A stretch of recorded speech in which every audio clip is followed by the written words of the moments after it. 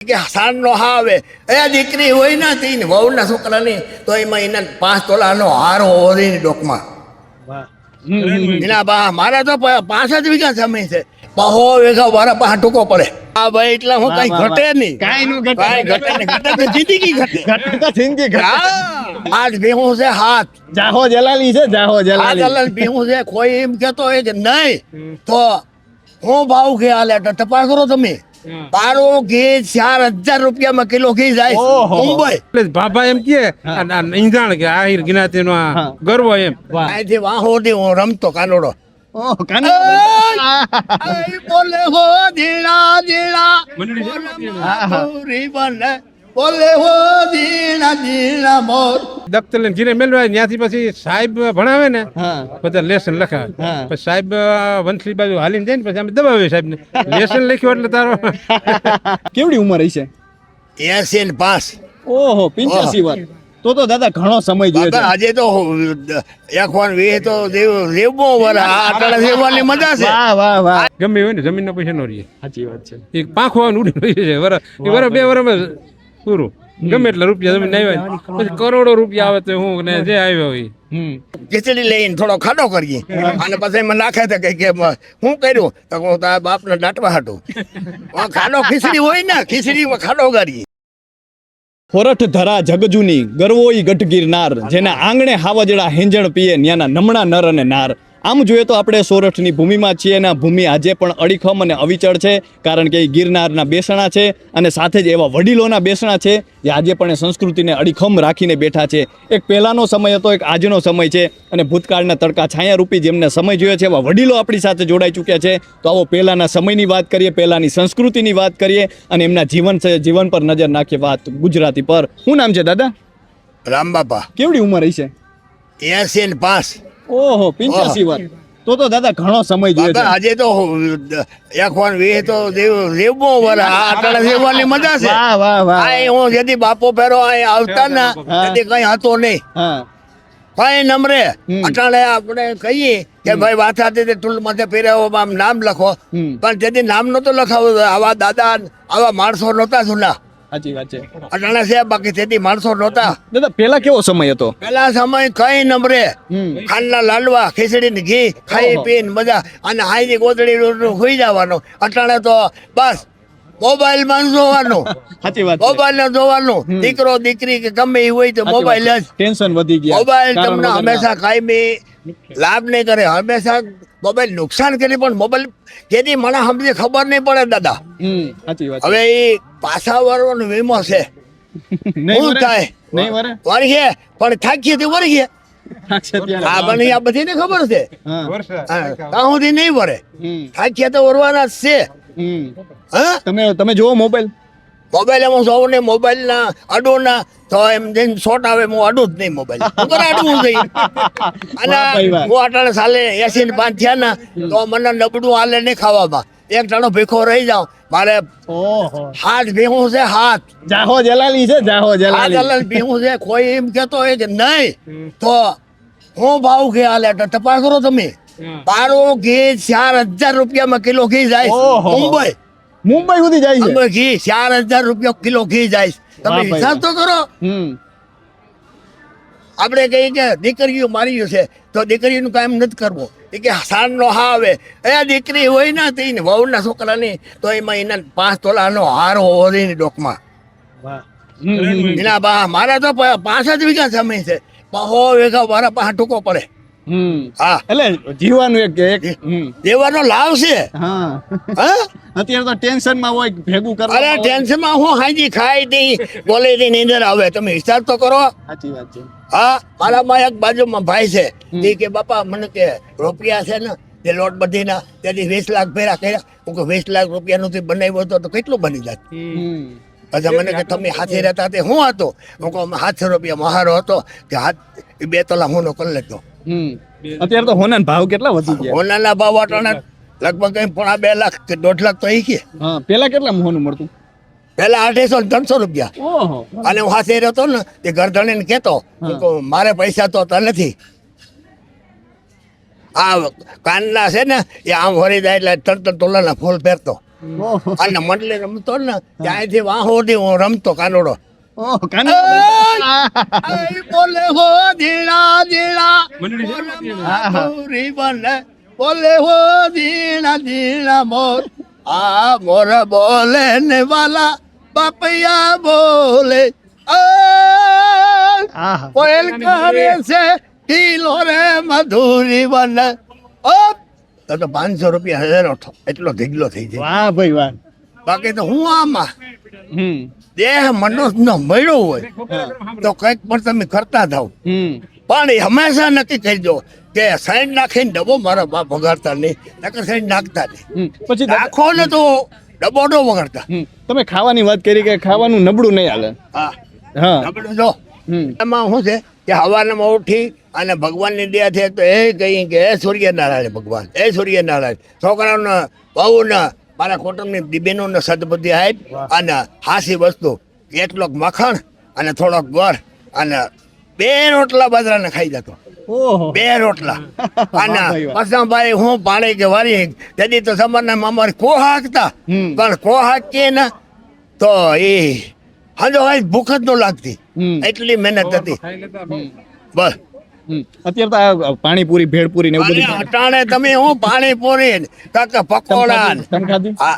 પાણીપુરી અરે હું કોઈ દી હમણાં હેરું નહીં. દાબેલી આ મારા બાજુમાં બલા ગામ છે તે છોકરો કે બાપા મને કે રૂપિયા આપો. હા. હું રૂપિયા દીધા ભાઈને 500 એ બાપા મને કે દાબેલી લેવા ગયો તે હું કહું દાબેલી તે મને માં કહું માંડી વિભા કહીએ તો દાબેલી માં કે બાપા તમે જાગરે ઓલી સટણી ભેરી તે કે એટલે સટણની કોથળી ધૂપતી હતી આ પસેડી હોય ને આપણે નેડ બાંધવાની હા, એ હા. પસેડી ભરાઈ રહી હું કહું બાપા આ કેવાનું થયું હા આ કે દાબેલી સટણી તમે ઢોળી નાખી હું કહું એ કોઈ હાથથી કોઈ દી જાતો નહીં દાબેલી લેવા હાલો એટલું પીઝા કરો પીઝા ખાધા પછી પીઝા ખાધા એ કોઈ નહીં કહો ખાવાનું જ નહીં નહીં ચાખવાય નથી હા ચાખવાય નથી નહીં હું કોને કહું છું હા. અમે અહીંથી મારા મોટા છોકરાનો ભાઈનો છોકરો છે ને એ વાપી ગયા તે ત્યાં ધાનમાં ગયા ધાનમાંથી ગયા તે પેલા બાપા કે મને કે પંજાબી હાલીએ પંજાબ તો મારા પાસે બેઠા છે પંજાબી ધીમ તો ન કહેવાય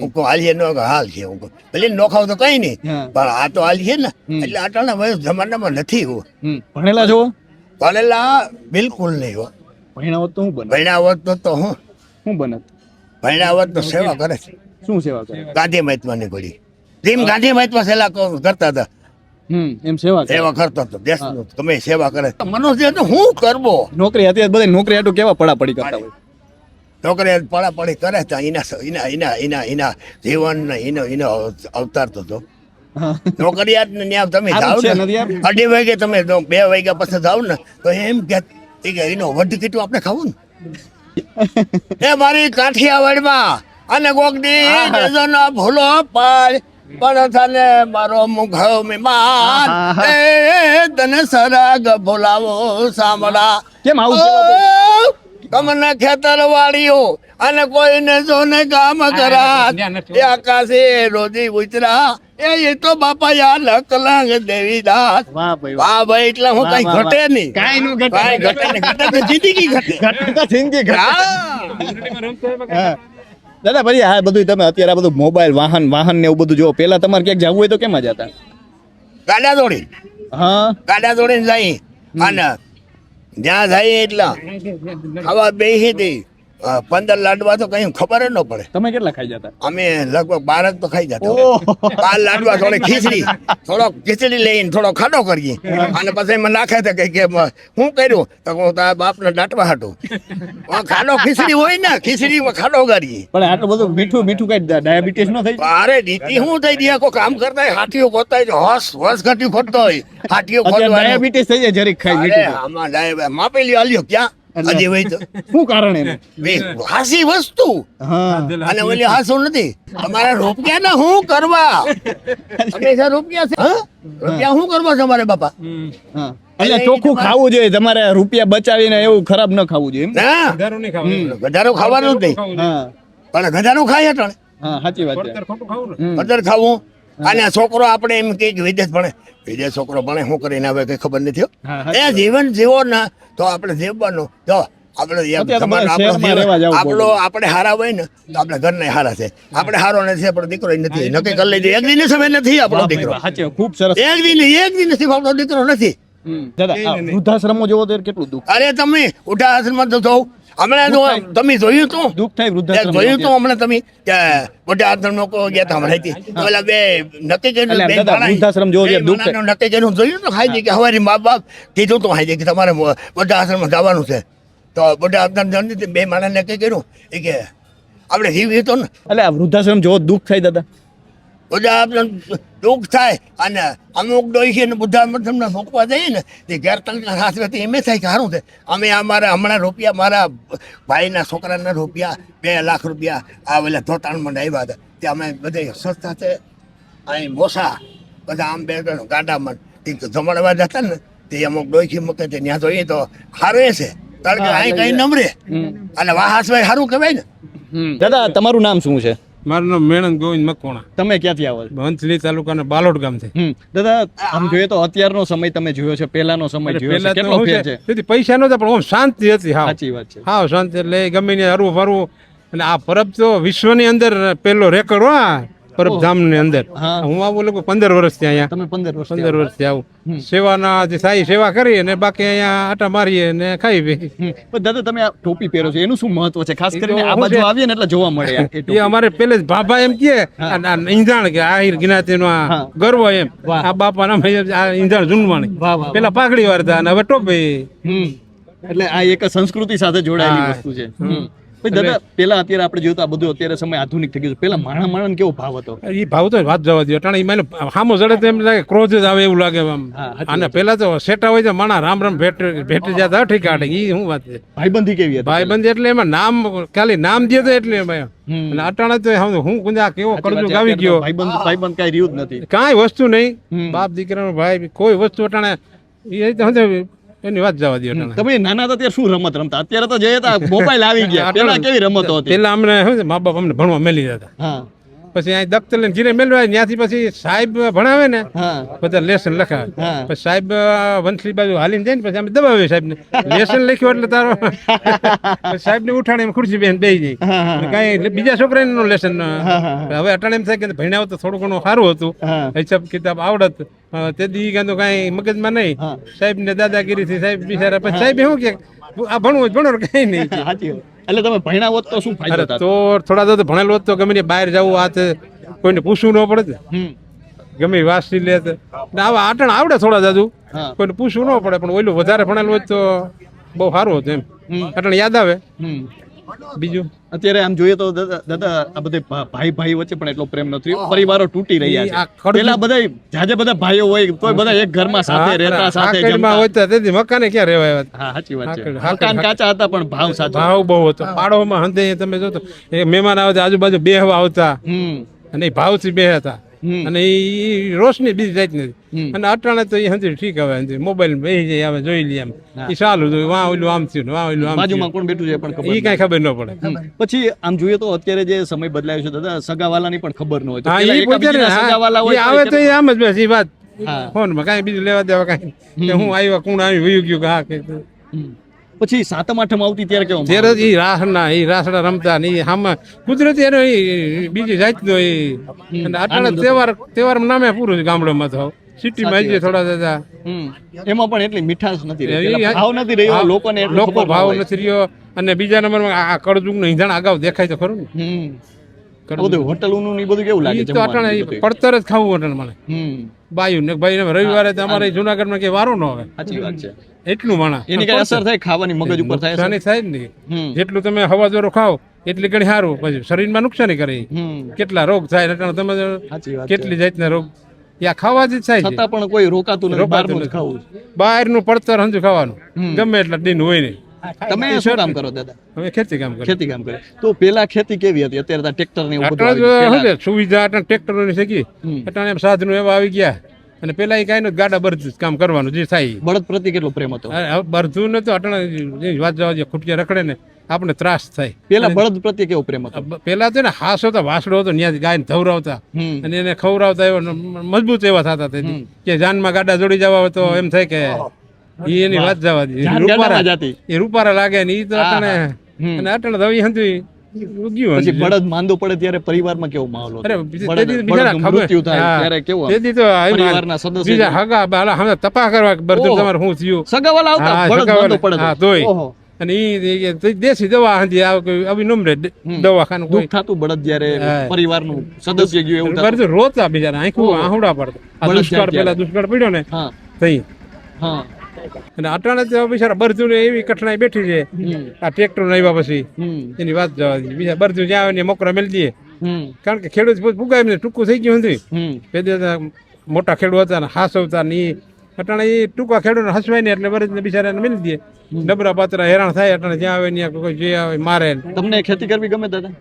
ખેતી અત્યારના યુવાનો નથી ગમતું અટાણે તો ખેતર જવું નથી ગમતું તો શું થાય ખેતી? એ આગળ તો ખેતી પડી ભાંગ છે ને હા પડી જ ભાંગે ને આ પાછા રીતે આવે એવું લાગે છે? પાસે તો હું ક્યાં હોતા આવે અત્યારે જમીન વેચી વેચી શહેરમાં હા, રહેવા વયા જાવ જાય છે ને. તો જમીન વેચાય ત્યારે દુઃખ થાય? તો દુઃખ તો થાય ને પાડોમાં વેચી હોય તો દુઃખ થાય એમને ઓહો કે આ લોકો કે ફલાણા ભાઈ આ એટલી જમીન વેચી હવે એની પરજાનું શું છે આગળ તો ઈ કે હવે એટલે નથી કઈ જેને વેચવી એની મગજમાં નથી એ વેચી નાખે લે.